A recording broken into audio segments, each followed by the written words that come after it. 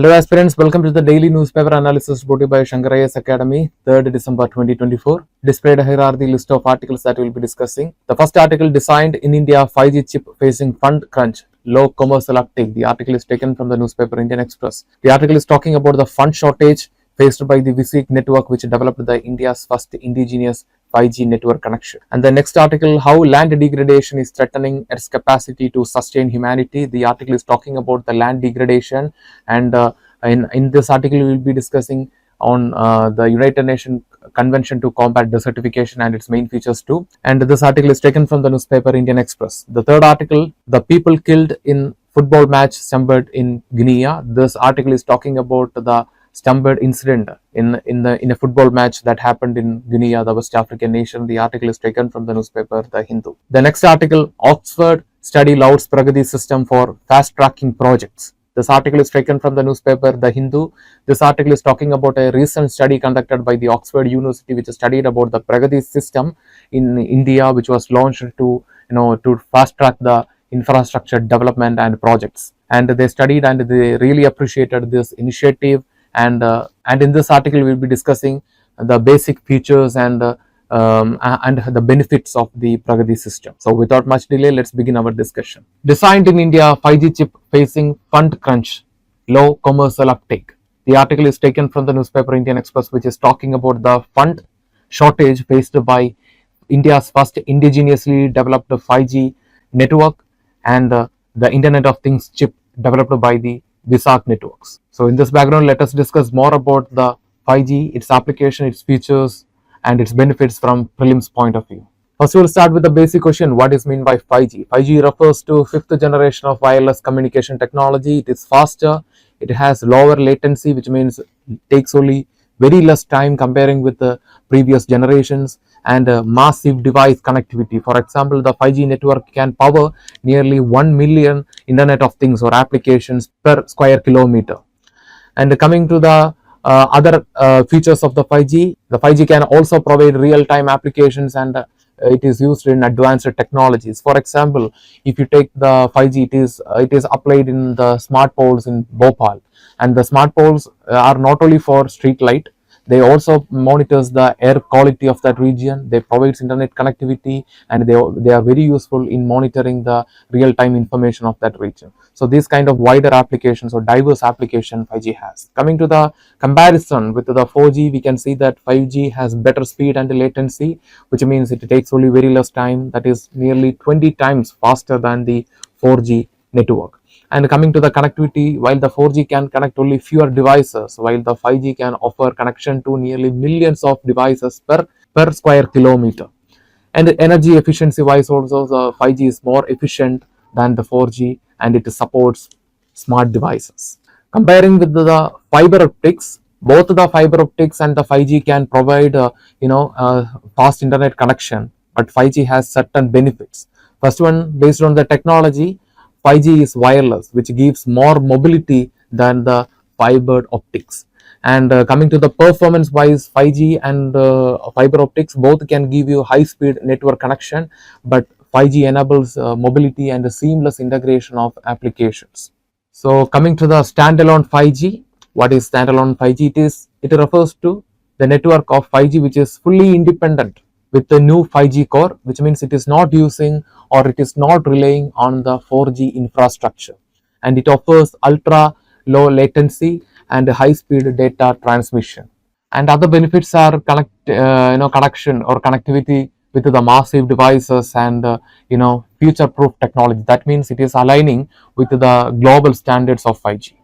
So these are the features of standalone 5G. Coming to the certain rules regarding the 5G network, we can see that the first major rule is right of way rules 2016, and as per this rules, it simplifies the infrastructure setup for 5G network connection. For example, laying the fiber or developing small cells for the 5G network connection. And then we have the National Digital Communication Policy 2018. It provides a roadmap for the 5G network connection, including spectrum allocation for the 5G connection, and the increased use of 5G. For example, certain initiatives such as smart cities and all. So initiatives to develop the 5Gs, and then and it is focusing on the local manufacturing of 5G technology and its equipments. Coming to the certain applications of the 5G, first is, like I said, as per the National Digital Program, the 5G it is used for certain major initiatives such as smart cities, which monitors the real time data, including the traffic and the utilities, and it is very useful in efficient urban management. For example, the smart poles, like I said in the beginning, it is used as a street light, but it can also provide diverse facilities, including the monitoring the air pollution of that particular region, or enhanced connectivity to that region, and other real-time data of that particular region. So this kind of diverse applications 5G has. Coming to the health sector, the 5G is used in telemedicine, remote surgeries. For example, in remote surgeries, the doctor will be in one place and the patient will be in another place, but the surgery will be done using the network. And that will be, and using not only the 5G, all other applications like the virtual reality, all these kind of things are used for this remote surgeries. And the 5G is also used for real-time health monitoring. For example, the All India Institute of Medical Science, Delhi, used the 5G connection for real-time monitoring of people health. And coming to the agriculture, the 5G has a lot of applications, including precision farming, remote cropping monitoring, and automated irrigation. So it plays an important role in our the agriculture revolution 2.0, which is looking for a digital revolution in the primary sector. And next is the industrial automation, that is the industry. It is 5G, it is mostly applied in industries 4.0, which is working on robotics, automated machineries, and factory communication. And in coming to the education, also the 5G network plays a key role, including facilities like virtual reality or augmented reality learning and remote education. For example, during the time of COVID itself, we witnessed what is the importance of the remote education, right? So these kind of areas, in this kind of areas, the 5G network plays key role. And next is the transportation. For example, the 5G can be used to provide real-time traffic update and smart logistics. And at the same time, disaster management also. For example, during the time of flood, 5G network was used by the Kerala government to monitor the disaster management and coordinated efforts. And coming to the defense and security, 5G network provides real-time data, therefore it enhances the surveillance, provides a secured communication, and it is also applied in unmanned systems, which is used for monitoring a particular region. So in this topic, we discussed what is 5G, its benefits, its application, and how it is different from other network connections, for example, fiber optics and previous generations. So based on this understanding, try to answer this prelims practice question. The question is, with reference to 5G technology, consider the following statements. Statement 1, 5G offers high speed and lower latency compared to 4G, enabling real-time applications like autonomous vehicles and remote surgeries. Statement 2, 5G can be used to enhance precision agriculture through real-time monitoring and data analytics. Statement 3, 5G support advanced industrial automation and smart manufacturing processes. Which of the statements given above is or are correct? Option A, 1 and 2 only. Option B, 1 and 3 only. Option C, 2 and 3 only. And option D, 1, 2 and 3. The answer is all the above, that is option D, 1, 2 and 3. So with this, we will move to our next article. How land degradation is threatening Earth's capacity to sustain humanity. The article is taken from the newspaper Indian Express, which is talking about the problem of land degradation due to various natural as well as anthropogenic reasons. So in this article, you have to address two things. First one, you have to talk about the land degradation, and then you have to understand about the United Nations Convention on Combating Desertification. So these are the two important aspects from prelims point of view. Let us discuss both. First, we'll start with the basic question: what is meant by land degradation? Land degradation refers to the deterioration of land quality and its productivity due to various natural or anthropogenic reasons. Certain characteristics of degraded land. First one is reduced fertility, because the fertility is very important to sustain the vegetation of that region. Therefore, once the land get degraded, then it will lose its fertility. Then the erosion. So the erosion of a particular area will remove the vegetation of that particular region and makes it vulnerable to desertification. And the next characteristics is desertification itself. That means the conversion of a fertile land into a desert-like land. For example, the conversion of a good land into arid or semi-arid land. Then the next feature is loss of vegetation. The loss of vegetation, because the vegetation cannot sustain in a degraded land, because the vegetation needs fertility. That means it needs nutrition from the soil to sustain. Once land get deteriorated, then it cannot support the vegetation. And next is the salinization. That means accumulation of sand over the soil, and eventually that will turn that region into desert. So if you look, all these characteristics are interconnected. Once you understand any one feature, you can write all the other features. Moving on, now we are going to see certain reasons behind the land degradation. The first one is the deforestation. That means the cutting of the trees or forest for urbanization or for the expansion of agriculture or for logging can lead to degradation of a particular region. Because once the forest got removed, then the soil erosion will happen rapidly. Once the soil erosion happens rapidly, the layers of the soil will be removed over a period of time, and the nutrition of the soil itself will be lost, and that region become degraded. The region become degraded. The forest deforestation or the deforestation is one of the primary reasons for the land degradation. And the certain cases you can see, the soil erosion in the northeast region of India has resulted into land degradation. And the next is overgrazing. That means overgrazing in a particular region by the cattle can lead to the removal of the vegetation. Once the vegetation got removed, then the soil will lose its capacity to hold the water. Erosion will happen. Once the erosion happens, it will lose the moisture, it will lose the nutrition, and thus the land will become degraded.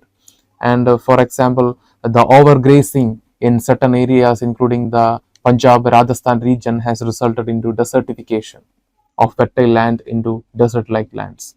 And next is unsustainable agricultural practices. For example, the overuse of fertilizers, pesticides, or poor irrigation can lead to salinization, and thus can make the region unfertile and degraded.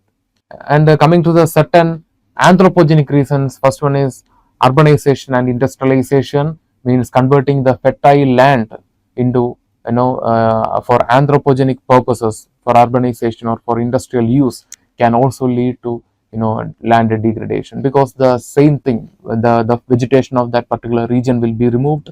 Once the vegetation removed, the soil erosion will happen rapidly. The soil will lose its nutrition rapidly, thereby the land degradation will happen. And the next is the mining activities. The mining will remove the layers of the soil, loss of vegetation. At the same time, for large scale mining, we will also destruct the natural habitat, including the forest. The result will be same. And the next major reason, it's a natural reason actually, the wind erosion. That means the wind to a particular direction over a period of time will remove the layer of the soils, and this mostly happens in the arid and semi-arid region. For example, this is one of the major reasons. The Thar desert itself is a desert, but it is the reason behind the sustaining of that desert, the blowing of wind from one direction to another direction over a period of time. And there are certain natural disasters that can also degradation of land. For example, the flood and drought and the landslide can degrade the soil. For example, the 2013 Uttarakhand flood caused extensive soil erosion in the state. So you can note this as an example. It will be useful in your mains. And the next thing you have to understand from the prelims point of view is the United Nations Convention to Combat Desertification. This is a legally binding treaty. You have to note, whenever you come across any treaty or any international agreement in the news, you have to note that whether that treaty is legally binding or not on its parties, because that can be a trap in the UPSC prelims. Sometimes they can give you like the United Nations Convention to Combat Desertification is a non-legally binding treaty. Actually not, it's a legally binding treaty. So whenever you come across these kind of treaties or agreements, you have to note whether it is legally binding or not.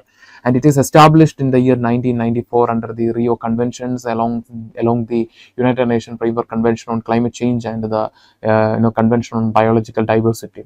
And another feature of this convention is that it is the only legally binding agreement which links the environment, development, and the sustainable management. Coming to the India's commitment to the against to combat the desertification, India is planning to restore 26 million hectares of degraded land by 2030 under the Bond Challenge. Bond Challenge was actually launched in the year 2011 by the IUCN, that is International Union for Conservation of Nature. And coming to the major objectives of the UNCCD, it is the major objective itself is combating desertification and mitigate drought effect through national action programs. Next objective is promoting sustainable land management activities and improving living conditions in the dry land, which supports both the communities as well as the natural diversity of that particular region, including the flora and fauna. In this article, in this topic, we discussed what is land degradation, what are the reasons behind the land degradation, and then we discussed the United Nations Convention to combat desertification and its important aspects from prelims point of view. So with this understanding, try to answer this prelims practice question.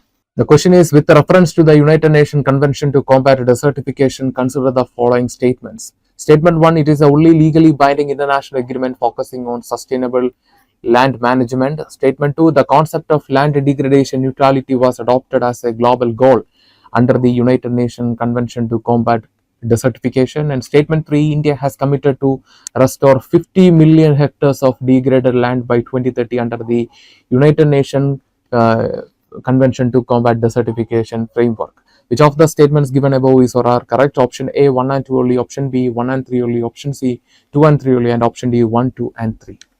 The correct answer is option A, 1 and 2 only. It is a only legally binding treaty. Like I mentioned, it is only legally binding treaty that is focusing on sustainable land management, and the concept of land degradation neutrality was adopted in the UNCCD only. Land degradation neutrality means there will be no net loss productivity of a land, and also ensuring community participation. So these kind of aspects are the are mentioned under the United Nations Convention to combat desertification, and therefore the statement 1 and 2 are correct. Statement 3 is incorrect because there are two mistakes in this statement. First one, India is not planning to restore 50 million, it is planning for 26 million only. And at the same time, it is not under the United Nations Convention to combat desertification, it is under the Bond Challenge. It is under the Bond Challenge that was launched by IUCN in 2011. So the statement 3 is wrong. So with this, we will move to our next article. The people killed in a football match Stampede in Guinea. This article is talking about the death of 56 people in the West African nation during a football match due to Stampedes. So let us discuss more about this. First, we are going to see what is meant by Stampede. Stampede refers to a mass accident which usually occurs due to the uncontrolled or sudden surge of people caused by any panic, such as structural fall in the assembled region or in the venue, or due to any perceived threat, for example any rumors or any fake news or miscommunications. And this surge of the people can lead to injury and death, and this mostly occurs in the crowded place, especially during the time of this kind of football matches, cricket matches, or religious gatherings, or in concerts and all. So what will be the major reasons behind this Stampedes? The first major reason is overcrowding. That means assembling a large number of people in a limited space can create pressure and panic. And the second is triggering events. For example, people started hearing loud noise, or if there is any structural failures, or fire or such incidents, or collapse of roof or something like that, it can trigger or create panic in the people, and it will result in the uncontrolled surge. And the next major reason is lack of crowd control. For example, inadequate planning of the venue where the gathering or the program is held. For example, poorly designed entry or exit can create confusions among the people, thereby causing stampedes. And the next major reason is poor communication. For example, misinformation regarding certain threats, or such incidents can cause panic in the people, can create confusions among the crowd, and can lead to uncontrolled surge of the people. And the next is inefficient event management. That is, like I said, lack of organization of the event. For example, before organizing an event, then you should definitely make an estimation of the crowd assembled. So otherwise, then only you can organize the program. So if you haven't done such groundwork before conducting an event, then it can lead to a lot of confusions while conducting the programs. For example, you have to arrange, or you have to increase the bus route or public transport for smooth movement of the people during the time of mass events. Such things you have to plan. For that, you have to do a proper groundwork before organizing an event. If you haven't done that, then it can also lead to confusions in the last moment, can trigger panics and can cause accidents. And then poor infrastructure, for example, structural failures in the venue is one of the major reasons behind the the panic and the stumpers. Therefore, the poor infrastructure, and at the same time narrow passages and inadequate emergency exit and entry routes can also create confusion and chaos during the time of mass gatherings. And the next is psychological panic. For example, fear of harm or being left behind can also lead to irrational behavior. For example, if you take certain nations, you can find that 50% discount and all will be given by shopping malls and all. So that time stumbles will happen, because the people will have will experience a behavioral change, irrational behavior. That means they will not care about other people. They have to get the the product at the least price. So such kind of irrational behavior from the people side can also cause stumbles and all. So in this background, we understood what are the major reasons behind the stumbles, and what should be taken care before conducting or while conducting an event. So let us see some of the important preventive measures that should be taken while organizing mass events. First one is effective crowd management. That is, you have to implement clear entry and exit points and barriers to prevent the crowd from going to the wrong side. And then better infrastructure, and this will be very useful in preventing incidents such as structural failure and all. At the same time, better infrastructure also means providing more public transport for the smooth movement of the crowds during mass events. At the same time, providing clear signs, wide walkways, and this will be very useful in avoiding bottlenecks. And the next is planning and risk assessment. That is, you have to anticipate, you have to make certain estimations and pre-planning before organizing an event. So this will be very useful during that, to manage the risk or emergency during the time of the event. And then use of the science and technology, that is using technology and surveillance. For example, using the drones and artificial intelligence to monitor the real-time crowd. At the same time, for example, we have already used this technology. For example, during the time of Rio Olympics in 2016, we used the artificial intelligence to predict the crowd. At the same time, for last 2 days back, we saw a news that is the Kumbh Mela, which is going to be held in Allahabad. And there also we have launched an app called Kumbh app, which will be very useful for crowd management.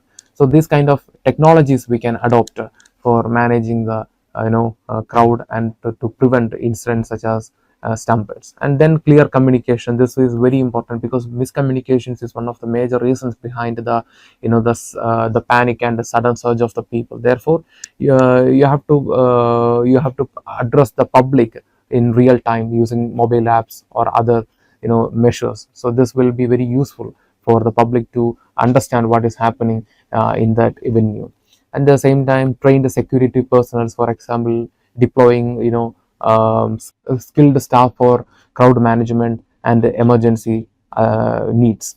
And then public awareness, that is educating the people regarding the protocols and the crowd behavior, how they have to behave while there is there is any program going on.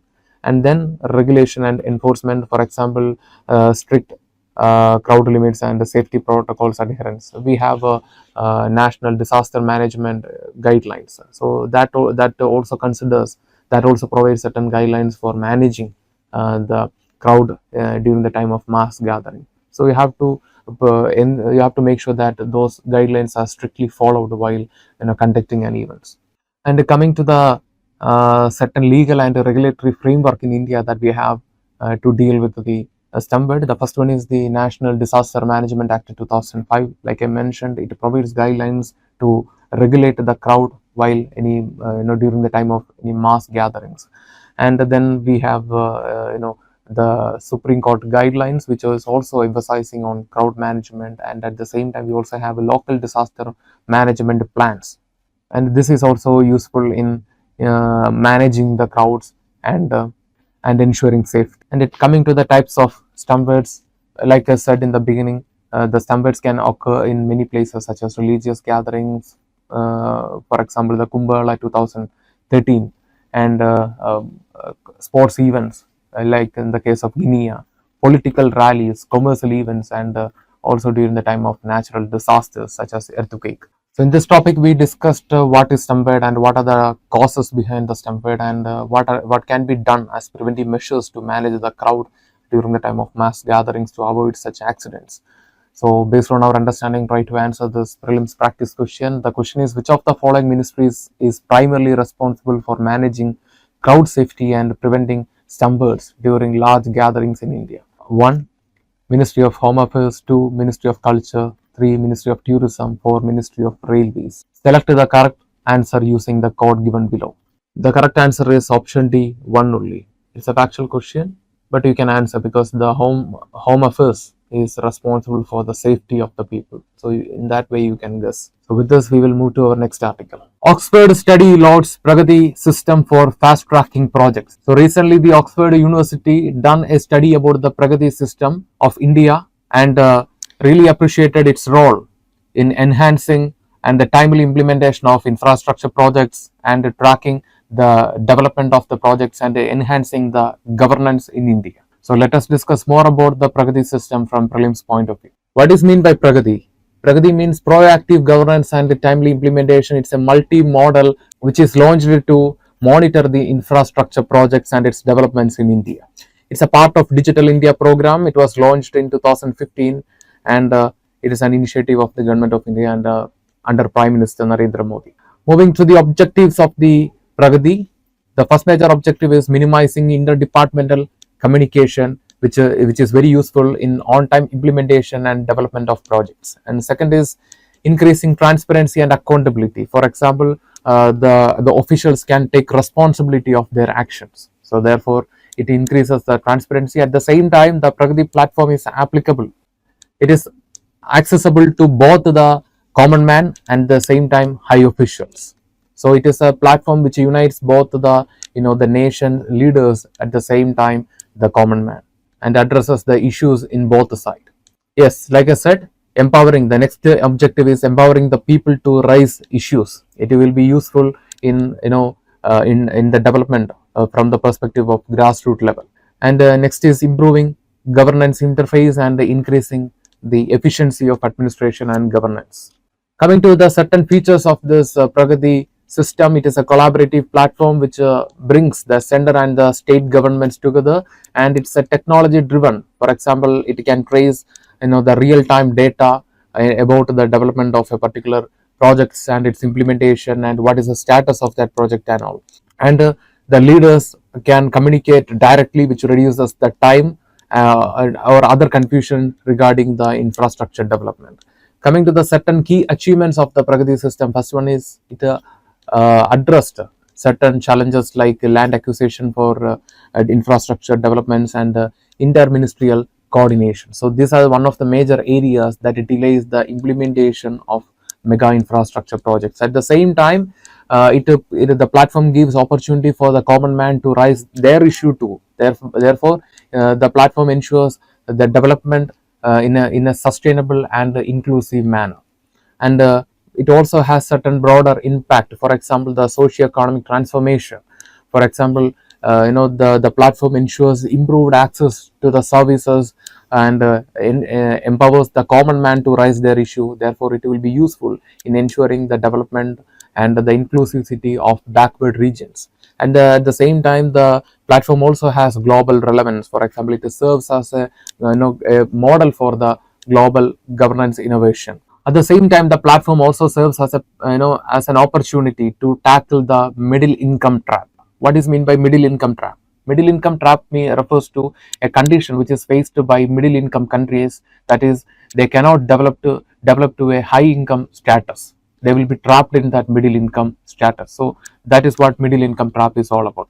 So through this kind of initiatives like Pragati, we can enhance the governance, and it enhances the role of leadership qualities and all.